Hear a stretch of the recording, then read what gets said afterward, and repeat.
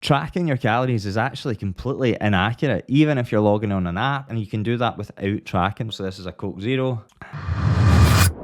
So you've probably clicked this video because you're somewhat overwhelmed or sick of tracking calories and you're on maybe a bit of a vicious cycle. You're on it or you're off of it. Some more information about how to start a diet from maybe a bit of a less obsessive approach.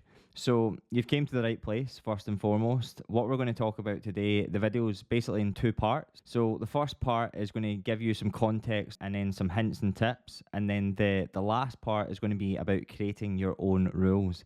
However, without listening to the first part, the last part doesn't really yield the same amount of understanding if you want to make this a long-term thing. You don't really need a pen and paper or anything like that. You can just listen in to get access to these rules direct to your email. But again, you need to watch the video in order to actually understand it as much as possible. If you are new here, first of all, consider subscribing. YouTube is something that I've not done for years, and this is like my first video back. I love creating content, so much so, years ago, I actually vlogged my honeymoon. And I just got stuck into short form stuff. But I think long form definitely suits me better, especially from a teaching standpoint, because I think that people's attention span is extremely short. The thought of tracking calories, just for some context, I've not tracked my calories in years, and there's a few reasons why I stopped, but that never really stopped me from meeting any kind of physical goals that I was after. So that's why I'm going to share this framework for you today, because you might be similar in the sense that you're extremely busy. This is the busiest I've ever been. At the time of filming this, I'm currently in the middle of building an app. You can't really tell from my surroundings right now because I put a petition wall up, but I'm currently in Spain. I'm trialing out living here with my family. I've got two kids. My wife and two kids. We're over here living in Spain and trying to navigate a lot of chaos. Rosie. Yeah, that's Rosie. On Dad's Robbie. Phone. And Robbie, yeah. Yeah. Want to come? No. As I build this app, which potentially, if you're watching this a couple of months down the line, it will be available. And if it is, then the link will be below. If not, you can join the waiting list below. And I'm telling you all this because I'm having to do a lot of adaptation with my routine, with my work, with my family, with just managing having two kids under two is extremely taxing. Never mind on my clients and everything else, as well as content like this. So because I am extremely busy, I could have the excuse, which in some ways is relevant, to not track my calories. And previously, I was in this cycle, disordered eating, that people end up in these cycles where they're tracking their calories, they feel as if they're on it, they feel as if they're off of it, and it's just a vicious kind of never-ending cycle. So for me, the thought of tracking calories, as much as they do matter, calorie deficit is still a thing, regardless of what anyone says. It's literally the laws of thermodynamics. There's still a way to go about it without tracking calories. So I've created hundreds, I've got 2 recipe books. I've created hundreds of recipes that are calorie counted, but it's more just to bring about awareness than anything else. The long goal for everyone in the long term is to stop tracking calories. So this is going to give you a bit of a framework in order to actually be able to manage this to the best of your ability. So if you're feeling stuck in this cycle, this is definitely the video for you. Because I think when people first try and get a result, they focus so much on either exercise or majorly restricting calories, which in the short term might work because they put themselves into a drastic calorie deficit. But in the long term is just never going to work because they can't sustain even if they manage to get the result out of restriction. So we're going to focus a lot more from a place of abundance versus a place of restriction. So you can't out-train a bad diet. Years ago for charity to do a 10,000 calorie challenge where I ate 10,000 calories in a day and I burned 10,000 calories in a day. And I'll tell you what, the burning 10,000 calories in a day was not easy at all. And it was more just to show people that it makes a lot of sense to focus on the nutrition and focus on their habits versus focusing on anything else that's really short term, because your habits and your nutritional standards are going to be with you forever. So this genuinely might be one of the videos that you watch that is your trajectory towards a healthier, happier, non-cycle driven life. And I'm going to overlay a few kind of client examples of people that have transformed their bodies, but ultimately their mind. And I can guarantee you this isn't because I'm the best programmer in the world, or I know the best amount of exercise, or I've got any magic pill. It's literally just a case of for people to understand their nutrition, enjoy the process, and really work on their whole mentality, their mindset around it. So first of all, we're going to talk about food volume, right? So here you can see a watermelon, and when it comes to food volume, this is something that people massively over or underestimate, because they start to think that a diet means that they need to be majorly restrictive. A diet, in essence, is the stuff that you eat. So whether you're trying to lose weight or you're not, you still have a diet. It's probably just not very good. So by adding volume into your diet, if you're trying to lose weight especially, is going to be an absolute game changer. So I use this watermelon as an example because things like fruit, even though there's certain people in the industry that say against it, which I'll not go into in this video, but even things like fruit or water dense, veg will really keep you full, fiber, nutrients, all of this stuff is stuff that I cover in the email sequence to kind of teach people this sort of stuff, because I can't do it all in one video. So second point is around processed foods. It's too black and white, where someone says you should have no processed foods or you're the world's worst person or you're going to get some sort of disease. It's all about the devil's in the dose. So a few things to be mindful of is where your kind of calories are stacking up. So first of all, processed foods can stack up massively. So processed foods mainly are ones that come in packets ready to eat. They can massively stack up the calories, and you do want to minimize them to about 20% of your diet, and then 80% coming from whole nutrient dense foods. Again, I'm going to give you a framework around this, but I do want to just make sure that people have the context first. And really what I want to do here is also encourage people to eat bigger meals. And if you feel as if you're someone who's a bit of a snacking fiend and they snack all the time, it's probably because you've got this relationship with meals to be small and then snacks are nothing, but in actual fact, calorie-wise, they're a lot more. So when it comes to snacking, again, there's nothing that's off limits, but the framework that I'm going to show you will massively reduce the amount that you snack just by default. And the last couple of things that I want to talk about are your fats and your carbohydrates. So, I mean, obviously everyone knows that they want to try and eat a wee bit more protein. Everything's got protein labels on it nowadays. But your fats and your carbs are something that are still essential, like because fats is your level of hormone balance, and then carbohydrates is your main primary source of energy. But you do kind of want to limit these things in order to limit your caloric intake. So classic example is likes of your oils that you use within your foods, which stack up a whole bunch of needless calories. So again, this is fat. So it's just about minimizing these things, but you will be able to do it with the framework relatively easily, just because it's going to smash your hunger. And then when it comes to carbohydrates, again, people stay away from this, but you do probably need to reduce your carbohydrates, but you'll again do that by default by increasing some other stuff. You've got your sauces. So sauces is something like, for instance, like my Nando's Pyrenees. I say my Nando's Pyrenees as if I invented it. Nando's Pyrenees is my favorite go-to sauce to have, and I can't really imagine a life without it, if I'm honest. But this is something where whenever you're dieting, these things do stack up. You've got a wee bit more wiggle room when you're just trying to maintain. But when you're talking about a diet approach, an easy rule of thumb to follow if you don't want to be too over the top with your sauces is literally, if you've got a squeezy top bottle, is make an S shape with your sauce.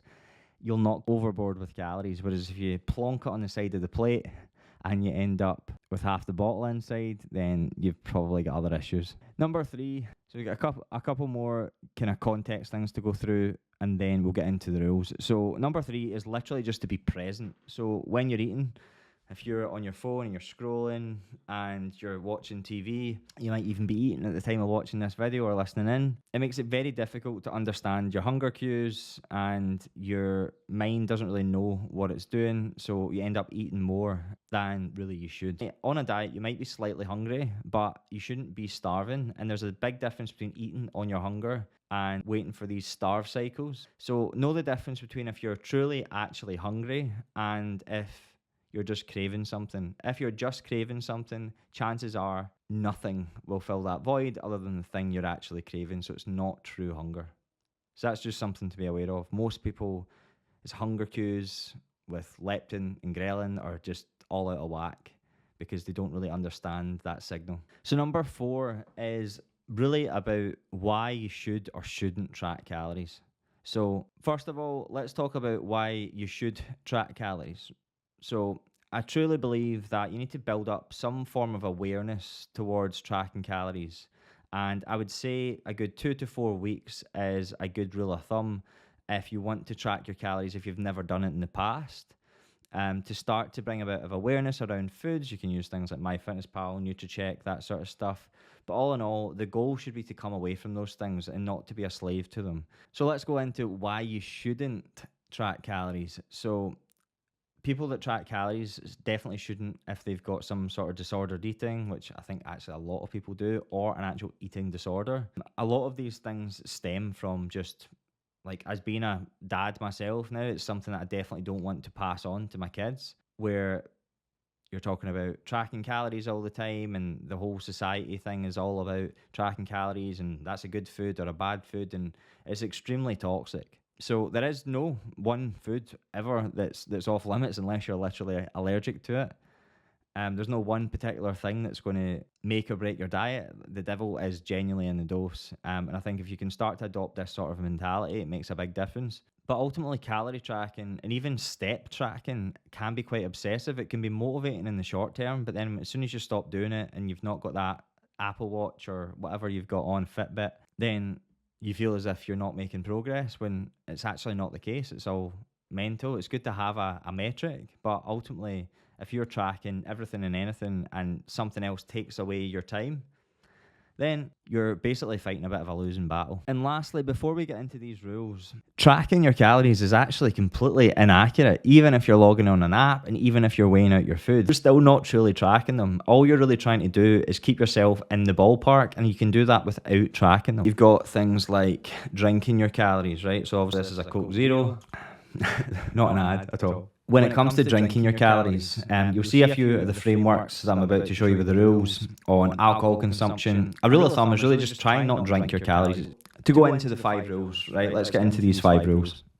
So the 5 rules on how to actually make progress without tracking your calories, the bit you've all been waiting for. So hopefully that's giving you some form of context in order to understand some kind of tips around why you would track, why you wouldn't track. I'm not completely against it, but I think long term it's a very poor strategy and doesn't work, because that's why people have been tracking calories for 20 years. The first one is adaptable, somewhat flexible, which I'll go into. But if you want this, being able to track it on a daily basis and things, I've got a resource that you can get down below. If you just click that, it's completely free, and it means you've got that there to keep you accountable on a daily basis, and it's just something nice and visual that I've been sharing on my stories. Also, I think it's quite nice sometimes to gamify things.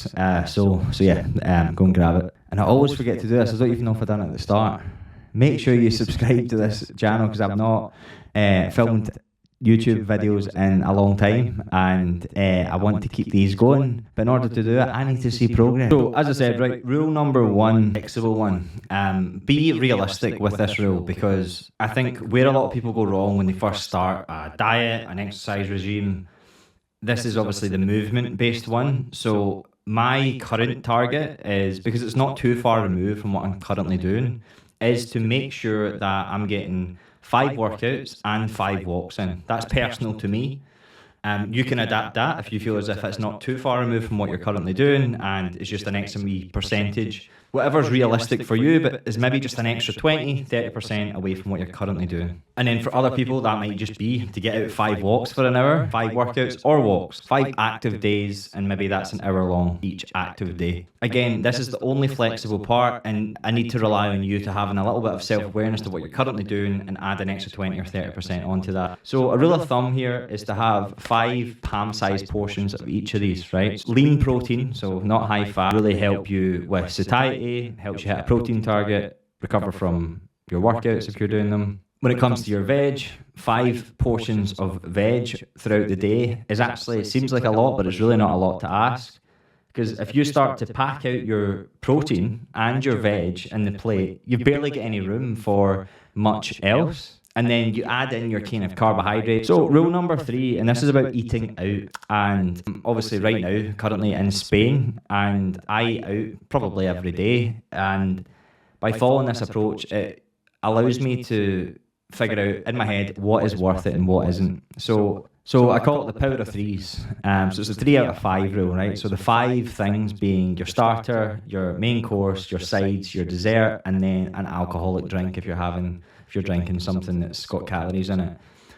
And you choose 3 out of those 5 if you're eating out, because then naturally you'll gravitate towards the things that are worth it and not the things that aren't. Number 4, this is one probably a lot of people will be wanting to know about. This is alcohol consumption. Going out every weekend and getting blitzed just for the sake of it. I can't now do that with 2 kids, but when I used to do that, it was just that motivation factor at the start of every week was very, very difficult, tiredness, etc.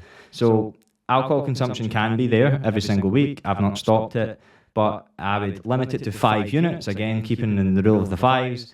5 units of alcohol each week, which is like two pints of beer. I can't remember how many glasses of wine it is. But do your research on what alcohol is worth it for you, because remember, if you're trying to be in a calorie deficit, even by not tracking calories, you've got less calories to play with. But when you actually do get the result you're looking for, that kind of 500 or 600 calorie deficit you're trying to create here, you've then got that is a bottle of wine each day if you really wanted, when you're just trying to maintain. So it's a lot easier in order to do that. Obviously, not advocating for a bottle of wine a day after you stop your dieting, but that's the kind of idea behind it. So yeah, one get out of jail free card for an event, maybe it's a wedding, stag do, something like that. And then you don't feel as if you're all off plan because you know you've got that within your 5-week period of what's worth it and what isn't. So number 5 is about tracking your weight. And I know this is about not tracking. I would avoid doing this after you've went through a dieting phase and you're not looking to lose weight anymore.